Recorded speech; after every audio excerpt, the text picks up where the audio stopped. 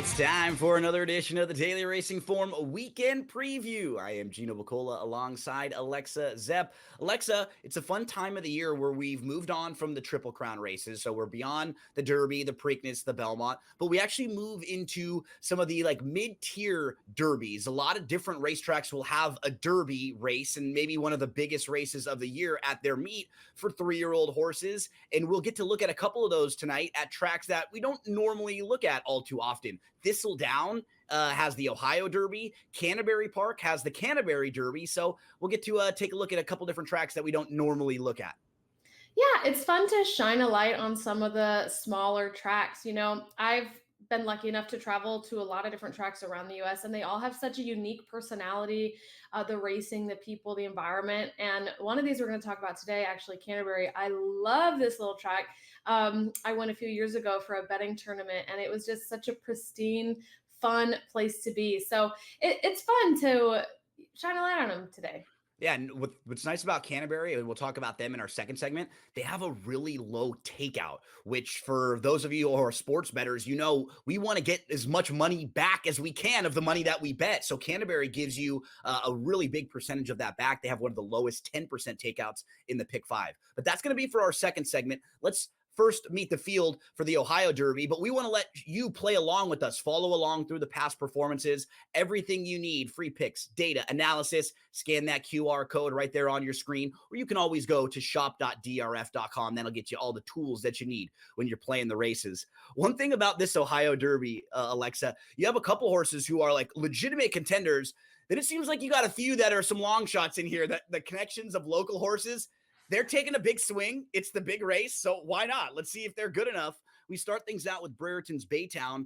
His last 4 races, he's been in a little bit tough. Last win came on a muddy track 4 starts back. But, you look, he was in the Rebel, he was in the Arkansas Derby and the Peter Pan, so he did face some nice horses. I just don't really know how good he is. Yeah, for a 3-year-old, he's run quite a few times. He's got 13 starts, only 2 wins, though. And like you said, he kind of tried the Derby Trail a little bit with some of those tougher races earlier this year, and they were just really over his head. But he did run his fastest figures ever in those races, so he does seem like a horse that rises when he faces tougher competition. But I do still think he's probably a little too slow for some of the opponents in here. Feels like a major player is Chunk of Gold. He actually ran in the Kentucky Derby, and you and I have talked about him a few different times through the last couple months because he ran in the Risen Star, he ran in the Louisiana Derby, he was second in both of those races. Honestly, he finished 9th in the Kentucky Derby. It really wasn't that bad of an effort. He kind of ran up. He was in 4th or 5th early in the stretch before he tired. Feels like this is a way better spot for him. And we have to give a lot of credit to the connections. They purchased this horse for just $2,500, and he was running in the Kentucky Derby, and he's multiple graded stakes placed. As an owner and as someone who looks into horses at sales and is involved in that world, you have to be so impressed with how they purchased this horse for $2,500. That is such a win. Right? Oh my God. Yeah, that is. For those of you who don't know, horses sell for a lot. Hundreds of thousands, millions Hundreds of of thousands, dollars. millions of dollars. And a lot of these horses who are in the Derby and are in these tough races, they spend a crazy amount of money because, they're trying to buy a winner based on the breeding. So yeah, to have an underdog like that is fantastic. And like you said, a really respectable finish in the Derby. 9th place in the Derby is not bad. And he has the same trainer jockey today, same connections. He's a closer, so he'll probably be near the back early, I would imagine. But yeah, really, really strong player in here. Capo Luca is one of these local horses that's going to be stepping up. We have no idea really how good the horses that he's faced are, but he's 3 for 3 at Thistledown, so he likes this track, and now he steps up and he faces tougher. Yeah, he's really consistently progressing, and I actually really like him as a price play in here. His trainer has a super ridiculously high win rate at this meet, Yep. 42%. That's huge in horse racing, and that's out of 43 starters. So it's not like 42%, with 10 starters. He's really winning right now. So he's on fire. I wouldn't sleep on this one. He's got the home field advantage. McAfee is actually a half sibling to Torpedo Anna, who has been one of the best horses in training over the last couple years. And McAfee kind of had his big claim to fame in the Peter Pan. They made an equipment change. They put the blinkers on him, Alexa, and he really showed improvement. He was in the race a lot earlier. He showed a lot more early speed with those blinkers. So if he's able to improve off of that effort, I think he's a major player in here. I thought this was a really good finish when he was second in the Peter Pan.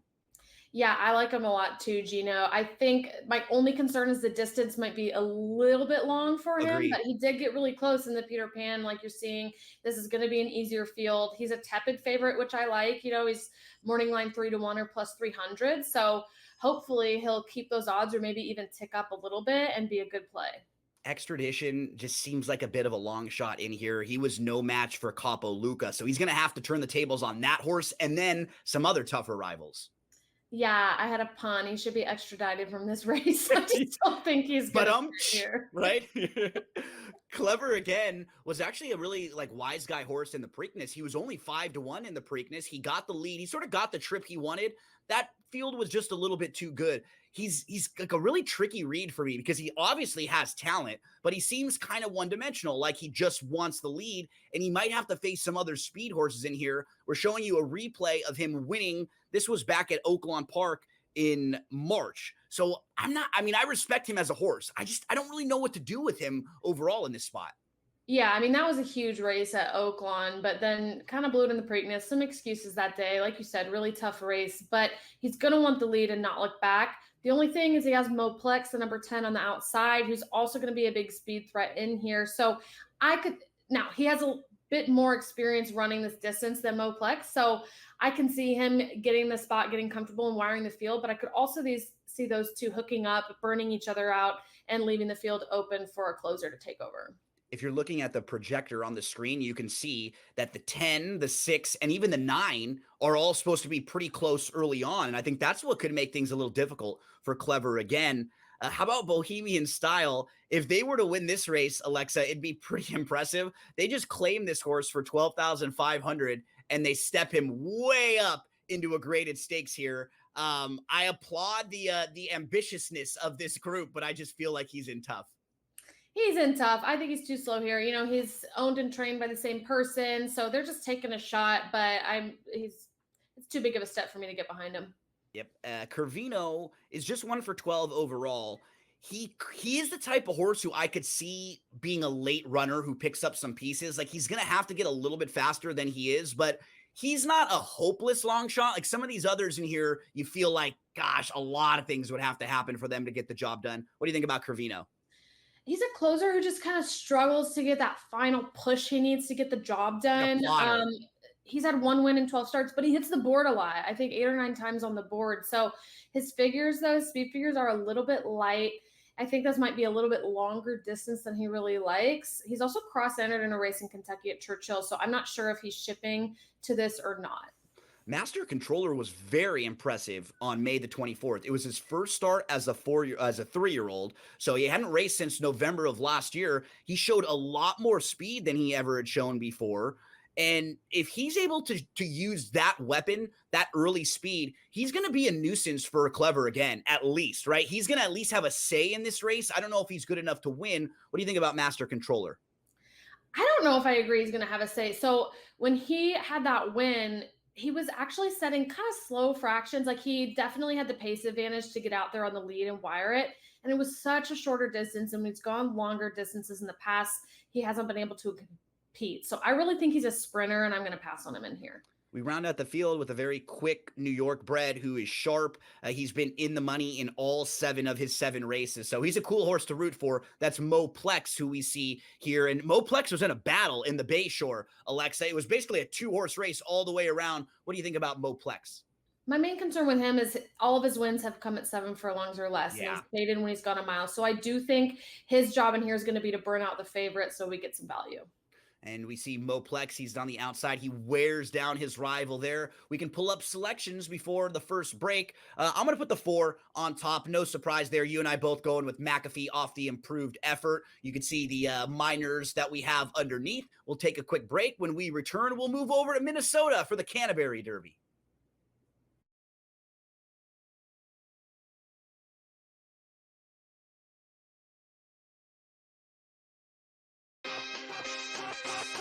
Here we go at Oakmont. Let's start with the course. What do we know about this course? How long is the rough, and does course history come into effect for you this week? The U.S. Open has always been billed as the most difficult test of golf there is on the planet.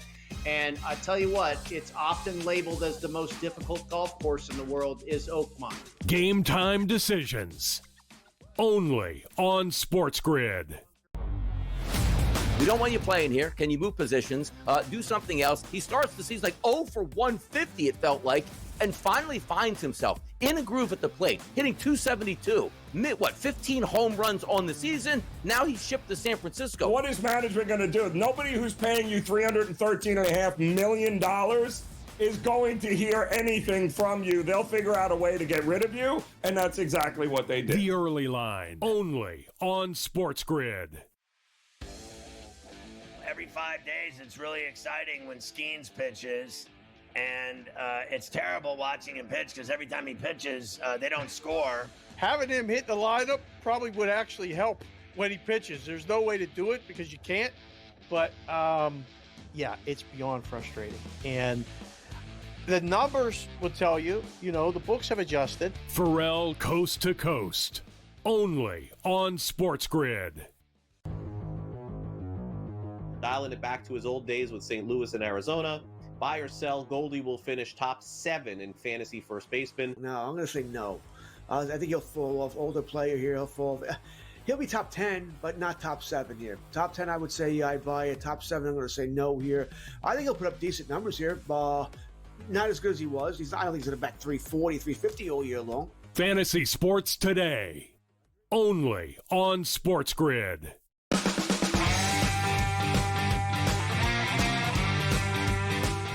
Out to, I believe it's Shakopee, Minnesota for Canterbury Park, and we're going to take a look at the Canterbury Derby coming up, race number 6 on Saturday. What I love about Canterbury, they have a pick 5 every day, Alexa. That is 10% takeout. It is one of the lowest takeout wagers you're going to see in all of horse racing. Our takeout wagers are normally like 12, 15, 20, 25%. So that's so nice knowing that if you win a pick 5 at Canterbury, you're going to get paid more than if you win a pick 5 at other tracks. That's why they try to incentivize you to play some of their races. The 6th race will be the final race of that pick 5 on Saturday. So it's a really important race to be correct about. And what makes it really kind of tough when you're handicapping Canterbury, Alexa, you get horses coming from all these different tracks. So you really got to try to figure out which races are the best. How are these going to stack up? I mean, you have horses that are coming in from Canterbury, Prairie Meadows, Turf Paradise, Lone Star, and Horseshoe Indianapolis. So 5 different tracks for the 7 horses in this race that they all come out of.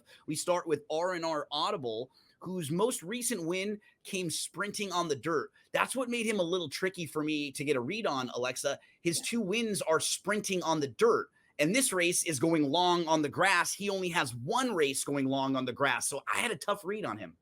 Yeah, and that 1 race on the grass wasn't really a stellar performance. I don't think this race setup fits him very well. His trainer has a 3% win rate when he switches his horse from dirt to turf, and a similar 3% win rate when he moves them from a sprint to a route. So when I was looking for a reason to like him, those stats didn't help. The 2 is a total wild card, Smoke 'em Boy, because all of his good races have been on wet tracks, either muddy tracks or off tracks. He's never been on the grass. He's faced some pretty good horses, though. After his first couple races, they threw him in some tough spots, like the Florida Derby was one of them. I have really no idea what to think of him in here on the grass, but I wouldn't be shocked to see him hit the board or run okay, just because he's faced some pretty decent horses throughout his career. Probably most of his races, he's faced horses better than this one. It's just going to come down to the surface for him. Yeah, I mean, he started off his career in Puerto Rico, won one of their grade 1 races, which is great, but not like the level of our graded stakes here. And so he came over. The Florida Derby grade 1 was too tough of a spot for him, but he won his stakes at Indiana a month and a half ago. Took a little bit of a step back last out, but like you said, the thing is never run on the turf, so it's going to be a gamble. His breeding, so his sire's progeny don't typically perform that well on the turf, but his mom did win on the grass, going a short distance. I think 4-1 is light on him based on how many factors are up in the air. So, from a betting standpoint, I think it's a little bit of a risky bet. Yeah, you probably want a little more on him in this field that you can like nobody would really shock you in this field. Like maybe Yeah. the one who we just talked a little bit about, but almost everyone else wouldn't really be a big surprise. You can even look at the odds. They're not all separated by that much. I agree. If I'm going to bet Smoke 'em Boy, I probably want like 6-1, Yeah. maybe like 8-1, just a little bit higher based on some of those variables you were mentioning. The fun named Seahorse Stampede will try to do just that. Stampede home. He's a late closer, Alexa. You can probably just eliminate his dirt race. He didn't really run well, but his grass races are really good. Kind of the opposite of the first two horses that we talked about in this field. You kind of know what you're going to get from him. He just needs a little bit of help up front because he's not that fast early in the races. So he needs the races to set up for him. Yeah, there's a lot of upside for him here. Like you said, they're switching him back to his preferred surface. He's won at this distance before, albeit easier competition, but really lightly raced, only 4 starts. So there's a lot of upside. I think at 6-1, he's worth using in your exotics, if not to win. And he was right on the wire with Ben and Donner, his rival, on April the 29th. So those two are kind of hard to separate, Seahorse Stampede and Ben and Donner. You feel like they're both going to come closing late in this race. Yeah, and Ben Donner's another really lightly raced horse, only had 3 starts. His lone win was on the dirt, but he's done well on the grass both times. Second and third place finishes, both less than a length off of the winner. So I think he does need to take a bit of a step up, but there's no reason to doubt that he can't with what we've seen so far. So I really do like him.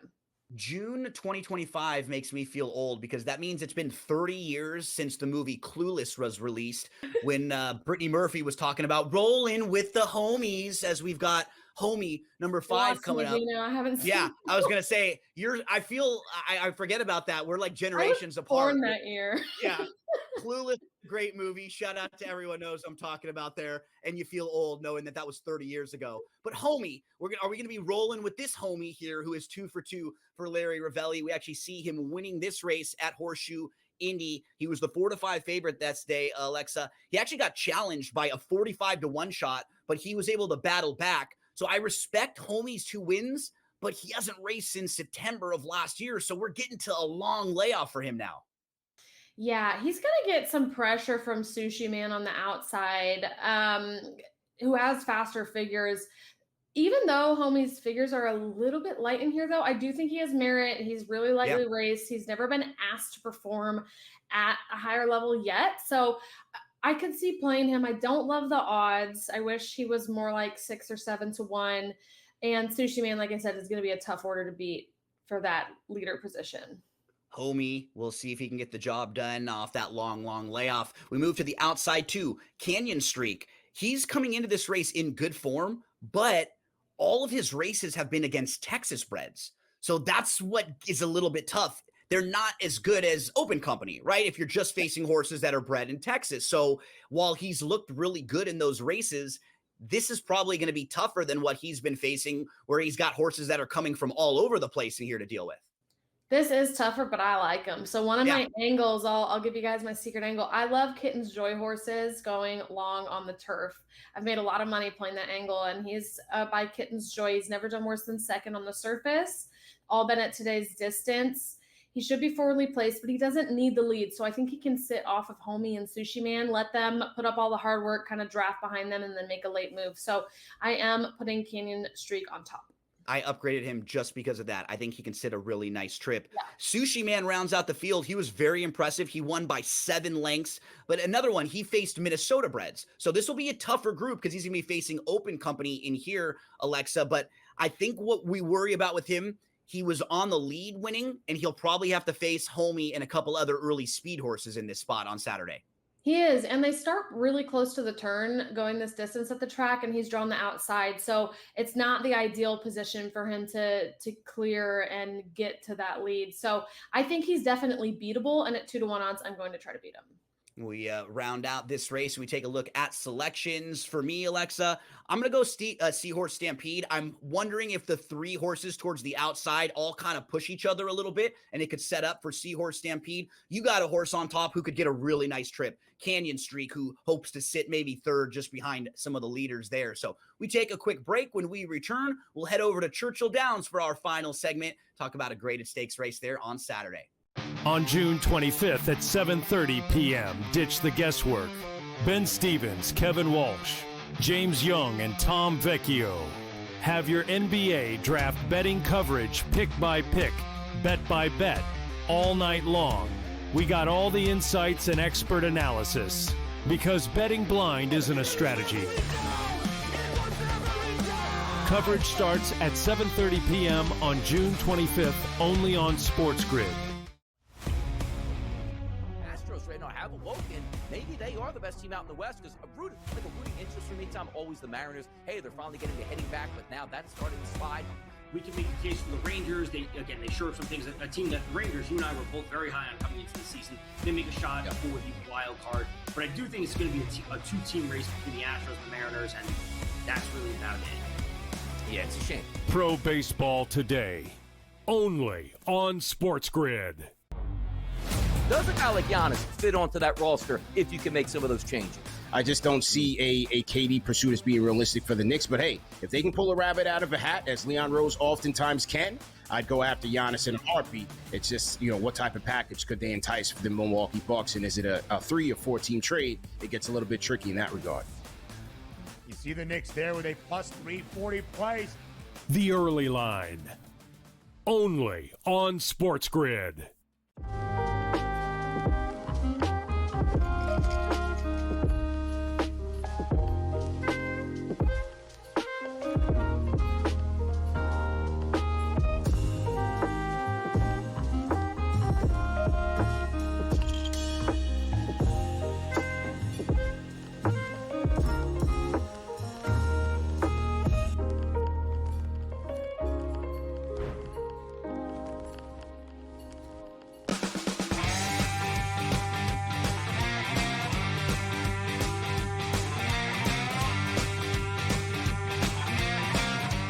Finishing up this week with the Grade 2 Chicago over at Churchill Downs. This race was actually upgraded, Alexa, from last year because it's been really strong over the last couple years, and I think it drew a good field again this year. We meet the field for race number 9 at Churchill, the Grade 2 Chicago. There are 2 horses in particular in this race that are coming out of a lot tougher race last time, and I feel like they're horses that are just the major players. That's the 1 Emery and the 5 Vava. Should just be in a way better spot in here, both of them. What I'm a little worried about, Alexa, with Emery is the draw, the rail, because sometimes in a big field, when you're drawn down to the inside, it could put a little pressure on you and kind of force you to do some things. But I feel like both of those 2 horses are kind of the horses to beat in here.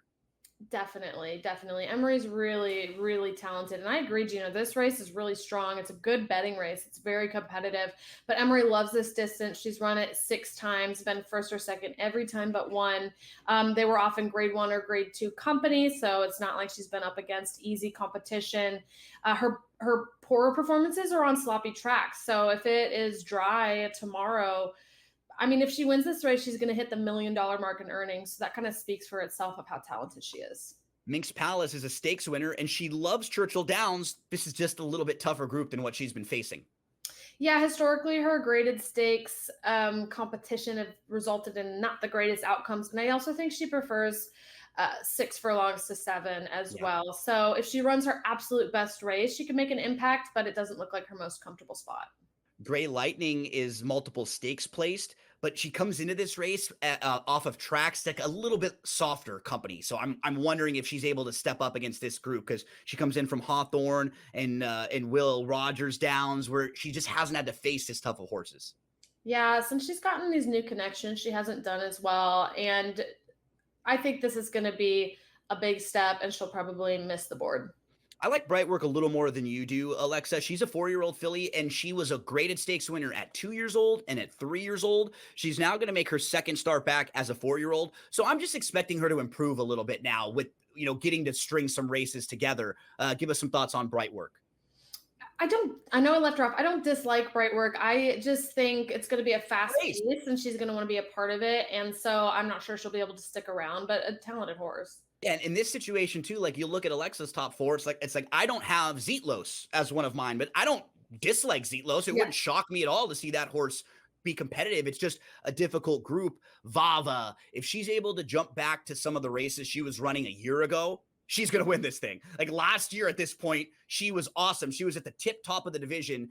And now we can still make a couple excuses for her last few races, Alexa. So I think a good spot for a really good trainer, Cherie DeVoe, to get her back on track. Yeah, Cherie's great. I was at her barn yesterday morning, actually. She's training my horses, and Vava has 1.8 million in earnings. She's trying to break her very uncharacteristic cold streak in her last few races, but she's back at Churchill where she's won 4 out of 5. I think 3-1 odds is a really generous price on this proven filly. So I would play her at that. Yeah, I completely agree. Marmalade Sky, she's won 2 in a row, but now she's stepping up and facing a lot tougher in here.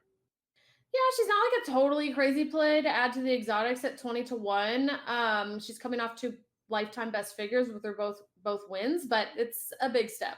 Same thing for Harbor Springs. She was behind Minx Palace, so there was a decent third place finish from Harbor Springs, but this is another level up from her here. Yeah, I've left both Harbor Springs and the 8 Pageo off of my tickets. You know I love Peagle. That's what I go with when I talk about Peagle, who's going to come second start back. She's one of those horses who like outruns her odds. I could see using her in like 3rd and 4th. I just don't know if she's good enough to win and beat the top couple in here. Yeah, the cutback and distance suits her, but again, I'm leaving her off. I like the 9 My Main Squeeze a lot, though. It's my top pick. She fits really well, right? She's got to turn the tables on Emery, but she hasn't been far behind Emery. She likes Churchill Downs, and she could sit a pretty good trip in here. Yeah, she's never lost at Churchill Downs, a proven closer, taking down 2 graded races, both at today's distance at the track. Grade 2 8 Bells last May and the Dogwood last fall. I like seeing a horse return to their like favorable track and distance conditions. So I think this is a really good spot.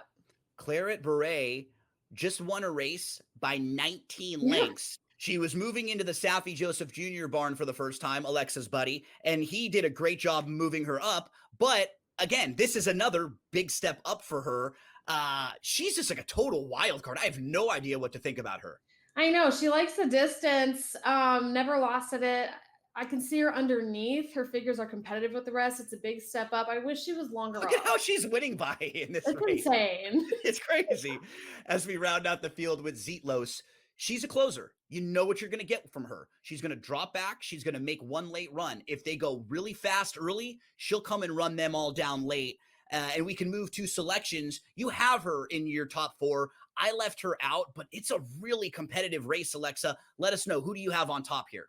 Yep, I've got My Main Squeeze over Emery, Vava, and Zeitler. So I've put those 2 favorites in 2nd and 3rd, try to beat them with a little bit of a price.